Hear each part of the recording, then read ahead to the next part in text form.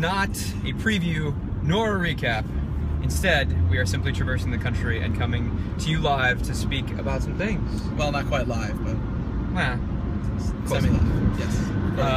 We are going to answer some of your questions. So we decided to do a Q&A since we have 7+ hours on our way to Pittsburgh. Mm-hmm. And let's just get right to it. Let's do it. 1000 Ballpark Way asks, what's your favorite region of the country?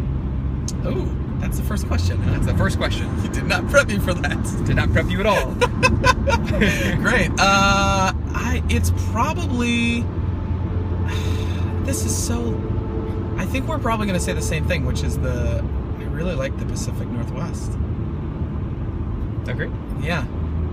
I don't know if I could live there, but maybe it was just because it was the beginning of the trip and everything was. I'll say something different then. I'll say something different then. That the drive into Denver from the west, when you're going through Vail and you're going through all the ridiculous ski resorts. No, that was awful. Oh my God, it was so beautiful. We can disagree on that. Okay, it's fine. You're ridiculous. If I could just live in San Diego every day of my life, yeah, that was. I don't know if that counts as a region because every other part of California was way too hot and awful. Yes. But like San Diego just by itself. Seattle, San Diego, Denver, top 3 cities.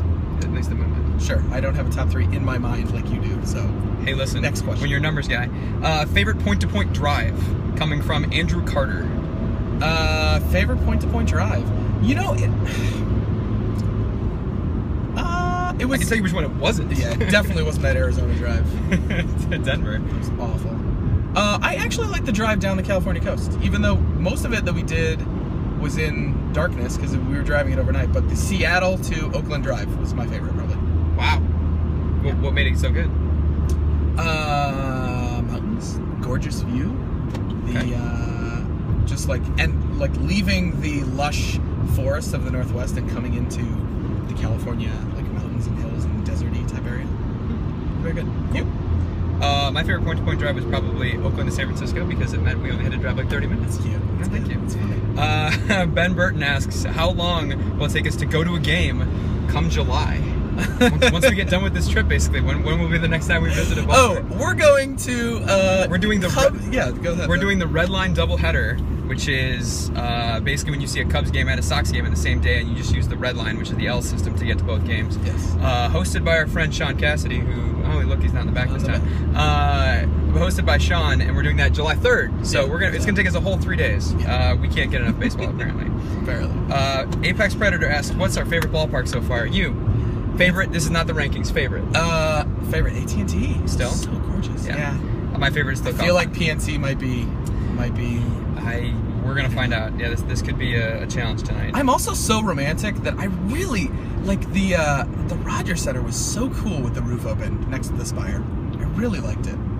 It was just such a good day. Okay, it's not my favorite, but man, Craig Mione asks, so cool. what do we think of the Globe Life Park in Arlington? We liked it. They treated us well.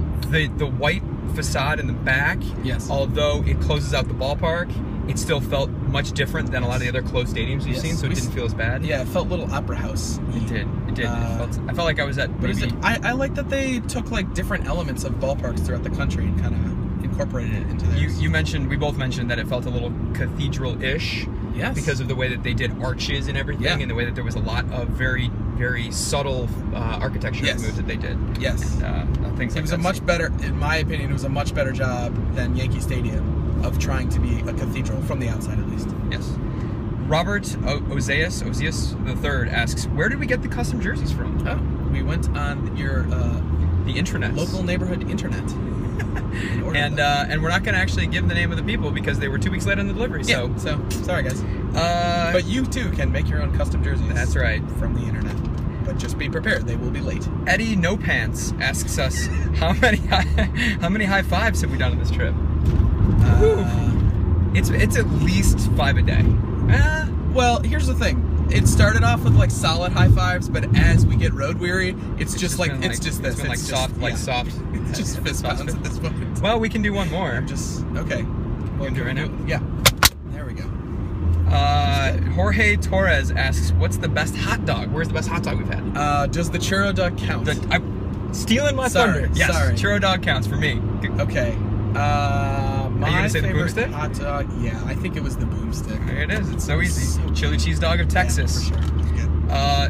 Worst ballpark food, asks Danny. Worst ballpark food.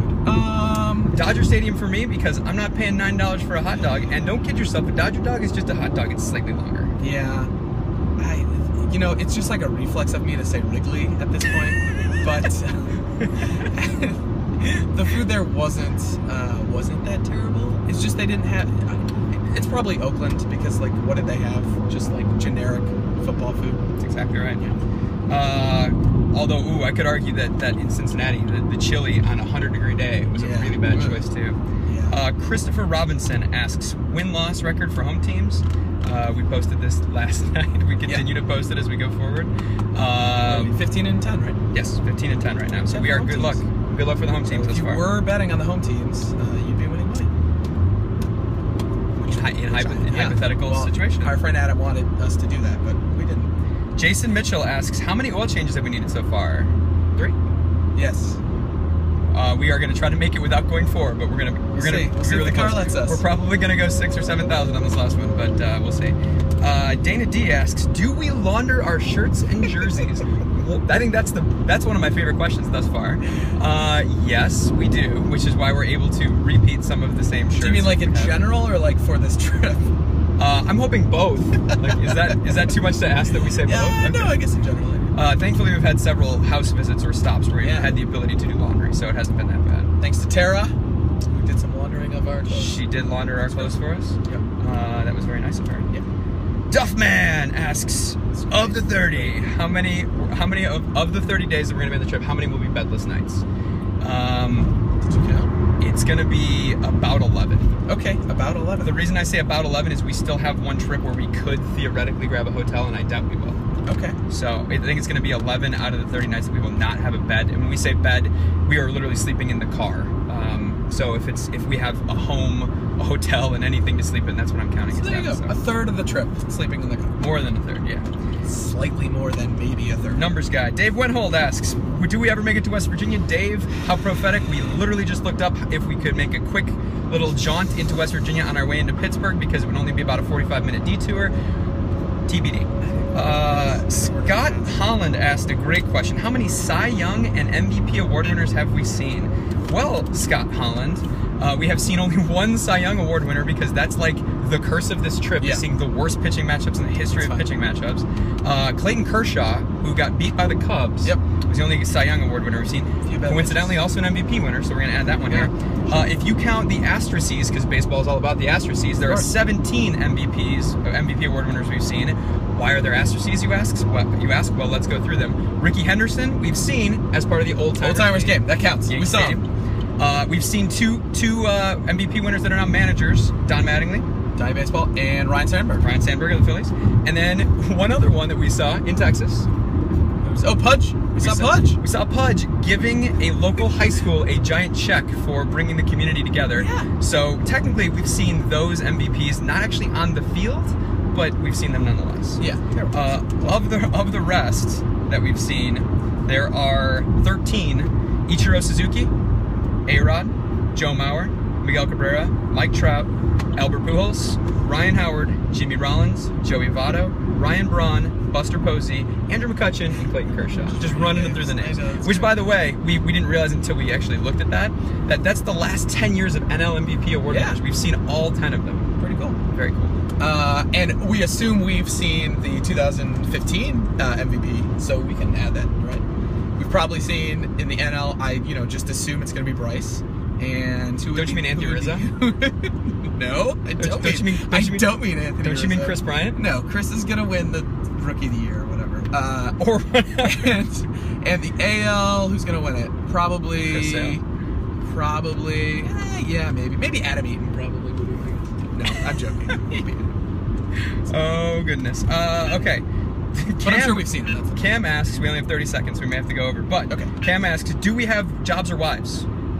Yes and no. We have jobs, no wives. Tony Dunn asks us, what's next after this? What a phenomenal question, Tony. If you have any suggestions, by all means, let us know. Yeah, because we're racking our brains. We'll see what's next. Yeah. But there you go. So that was the first round of Q&A. We did it in 10 minutes. I think it went pretty well. Yeah. All right. Bye, guys. Nice.